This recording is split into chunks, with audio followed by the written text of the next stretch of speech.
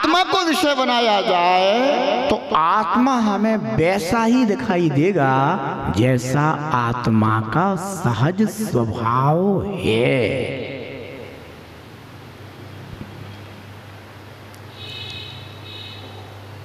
बंधुओं, जिसने अपनी आत्मा को द्रव्य भाव नो कर्मों से रहित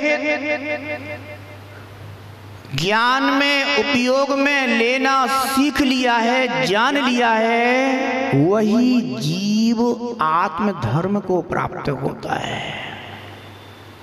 और जो आत्मा को द्रव्य कर्म, भाव कर्म, नो कर्म से सहित देखता रहता है, बंधुओं, वह आत्मा को हमेशा अपने स्वरूप में ना देख करके असत्य रूप में ही देखता रहता है।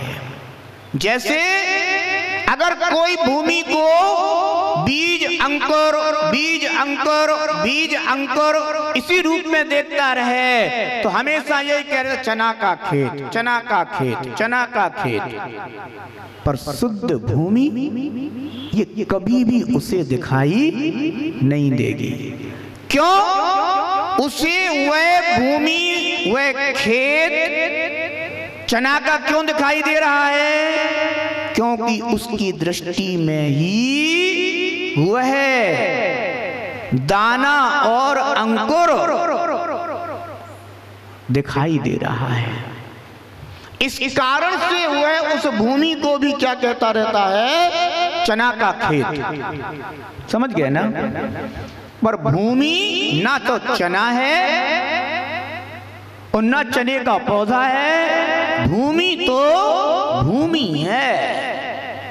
ऐसे ही हमारी आत्मा को क्या कहा जा रहा है? कभी मनुष्य कहा जा रहा, कभी नारकी कहा जा रहा, कभी देव कहा जा रहा, कभी त्रियंच कहा जा रहा। क्यों? ऐसा क्यों कहा जा रहा है? ये जो हमारा मनुष्य रूप, ये जो आकार दिखाई दे रहा है, ये हमारी आत्मा की अवस्था है या द्रव्य कर्म का फल है? बंधु, 8 कर्मों में एक नाम कर्म होता है। कौन सा कर्म? नाम कर्म। उस नाम कर्म के 93 भेद होते हैं। उसमें से एक भेद होता है शरीर नाम कर्म। और वह शरीर नाम कर्म क्या करता है कि जीव को कर्मों के अनुसार शरीर की रचना करता है। तो जैसे किसी जीव ने मनुष्य आयु का बंध कर लिया है, अब वो मनुष्य बनेगा, तो उसे वह नाम कर्म मनुष्य शरीर की रचना करके देता है। तो अब ये शरीर किसकी रचना है? औदारिक शरीर नाम कर्म की रचना है। अपने शरीर का नाम क्या है? औदारिक शरीर। और अरहंत भगवान के शरीर को क्या कहते हैं? परमौदारिक शरीर।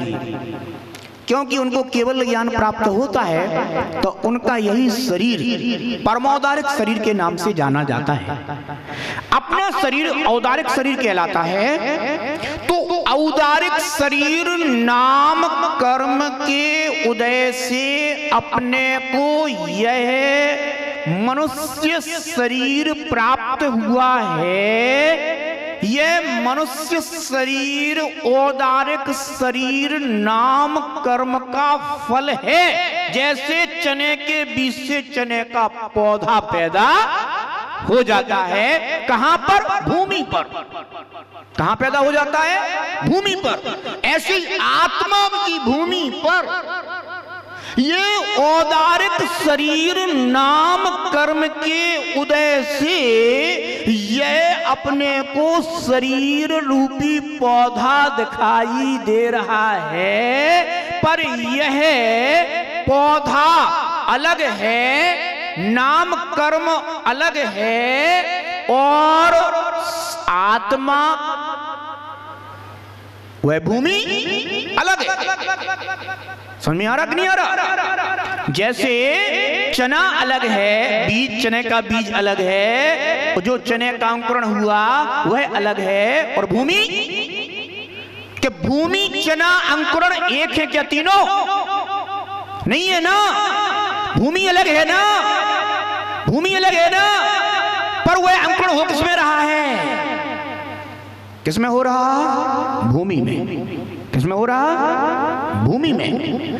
ऐसे ये शरीर आदि अपने को प्राप्त कहां हो रहे हैं? अपनी आत्मा में ही, आत्मा से संश्लिष्ट हैं, लगे हुए हैं।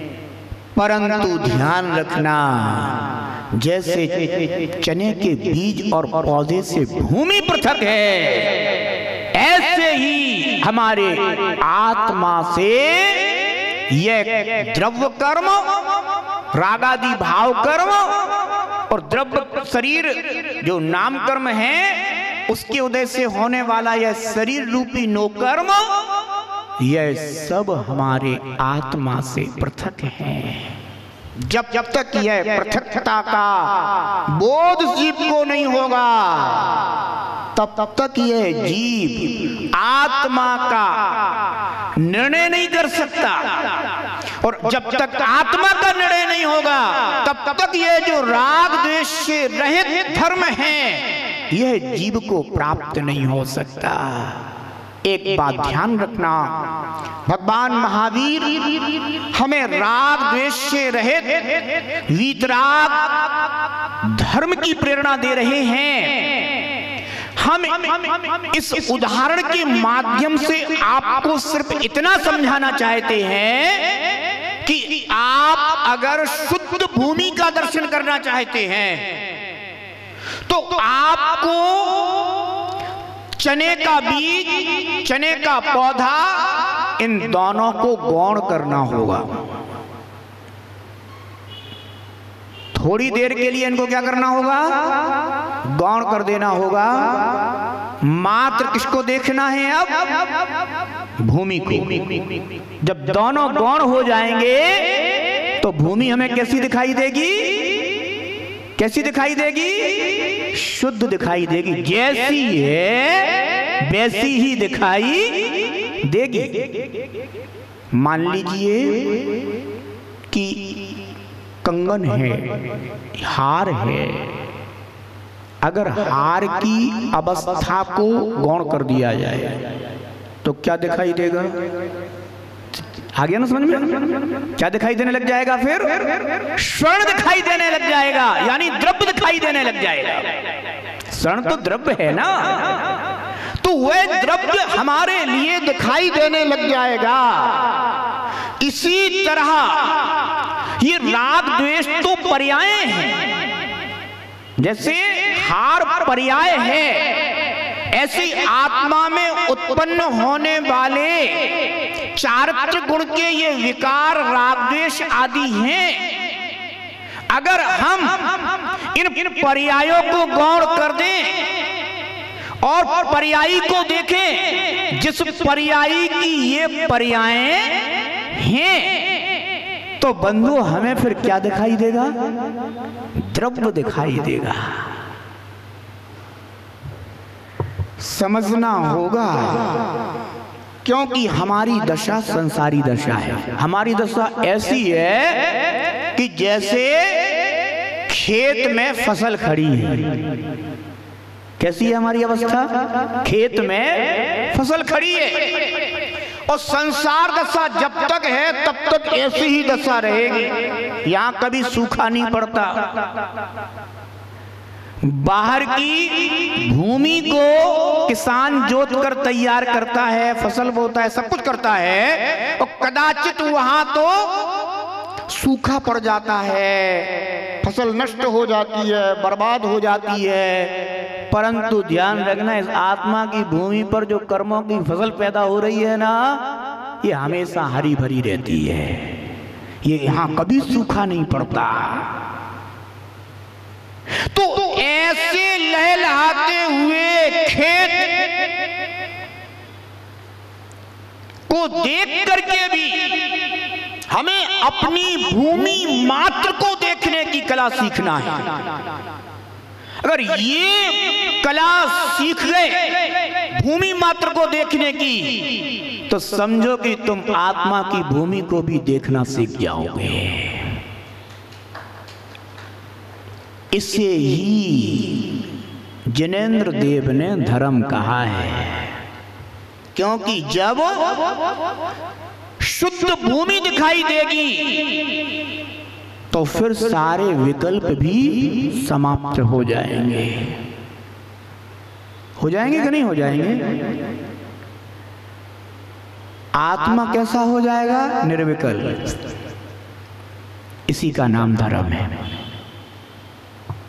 इसी का नाम क्या है? धर्म। बंधुओं, इस जीव ने अपनी आत्मा को आज तक अगर देखा है तो रागी, द्वेषी, मोही, पापी इत्यादि कर्म के विकार रूप देखा है। जब देखो, जब ये जीव अपने आप को कैसा देखता है? कर्म के विकार रूप देखता है। कोई अपने को देखा है, देखेगा मैं गोरा हूं, कोई देखेगा मैं सांवला हूं, कोई देखेगा मैं काला हूं, कोई देखेगा मैं लाल हूं, कोई देखेगा मैं पीला हूं, कोई देखेगा मैं गुलाबी हूं, इत्यादि इत्यादि। यानी जो कुछ भी अवस्थाएं हैं सब कर्म प्रदत्त अवस्थाएं। कभी आप अपने आप को तो शुद्ध स्वरूप में भी देखेगा कि नहीं देखेगा?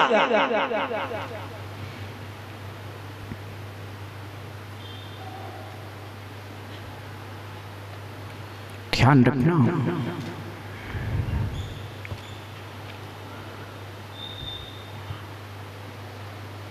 कपड़ा मलिन है, कैसा हो गया? मैला। बिल्कुल मैला, बिल्कुल मैला, सफेदी नजर ही नहीं आ रही है उसकी। पर एक बात बताओ, कपड़ा सफेद है कि जो मलिनता आ गई है उससे काला दिखाई दे रहा है? कपड़ा वैसा है। सच्ची बताओ बिल्कुल। माने कपड़े को अगर उसकी वर्तमान अवस्था से देखोगे तो मैला दिखाई देगा, और कपड़े की अगर त्रैकालिक अवस्था से देखोगे तो कपड़ा कैसा दिखाई देगा? क्योंकि कपड़ा पूर्व में कैसा था? वर्तमान में भी सफेदी उसके अंदर छुपी हुई है, आगे भी वो अपनी श्वेतता को धारण करे हुए हैं। समझ गए ना? अगर कपड़े को आप स्वभाव से देखोगे तो वो स्वच्छ, शुद्ध, सफेद दिखाई देगा, और अगर उसे वर्तमान अवस्था से देखोगे तो मलिन दिखाई देगा। अगर कपड़े की मलिनता को देखते रहोगे तो परिणामों में कलुषता पैदा होती रहेगी, और अगर कपड़े को स्वच्छता से देखोगे तो परिणामों में स्वच्छता प्रकट होती जाएगी। आचार्य भगवान योगिंदु देव हमें यही बताना चाह रहे हैं कि जो राग और द्वेष दोनों को छोड़कर, अब बताओ संसार अवस्था है अपनी, है कि नहीं? इस संसार अवस्था में अपना क्या राग द्वेष छूट गया है? नहीं छूटा ना। पर राग द्वेष दोनों से दृष्टि हटानी पड़ेगी। क्या हटाना है? अब दृष्टि हटानी है। जो घट रहा हो घटने दो, जो हो रहा है होने दो, पर हमने वहां से क्या कर लिया? अपनी दृष्टि हटा ली। मुझे नहीं देखना माने नहीं देखना। एक बात बताओ, किसी व्यक्ति को आपसे 50,000 रुपए लेना है, आपसे लेना है,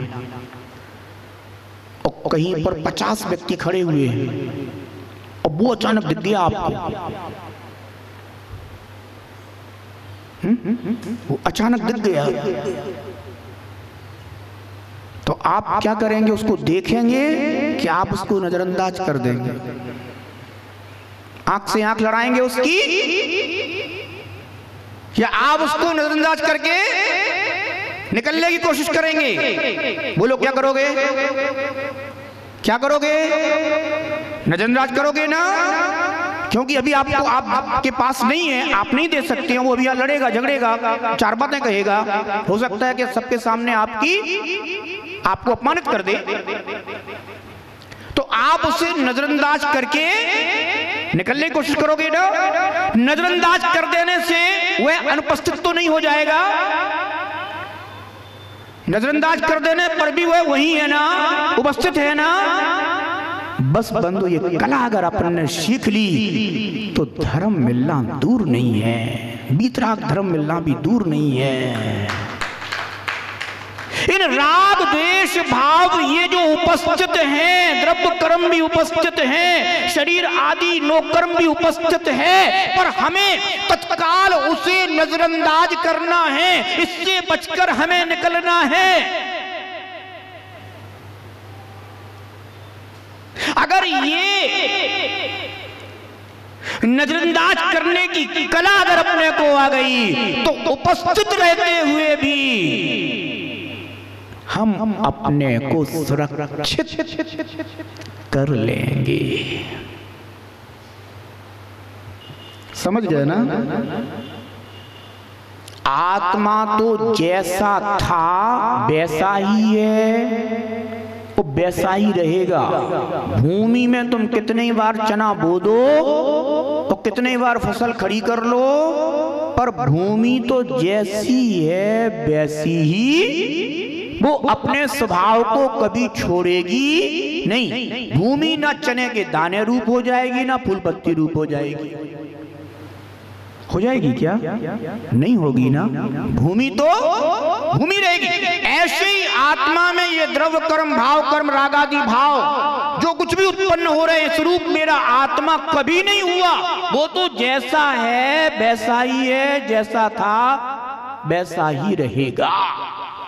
बंधुओं, जैनेन्द्र देव ने जो अपने आत्मा को शुद्ध स्वरूप में देखने की प्रेरणा दी है, कैसे? इन सब भावों को नजरअंदाज करके, उपेक्षित करके, गौण करके, जो ऐसा देखना जानना सीख गया, आचार्य भगवान कहते हैं कि वह अपनी आत्मा को प्राप्त करना सीख गया। अब अगर किसी ने चने के बीज और पौधे से रहित जो भूमि को देखा है, वह बार बार अपनी भूमि को उसी रूप में देखे तो उसे भूमि कैसी दिखाएगी? शुद्धि दिखाई देगी कि नहीं दिखाई देगी? हैं? इसे ही कहते हैं ध्यान।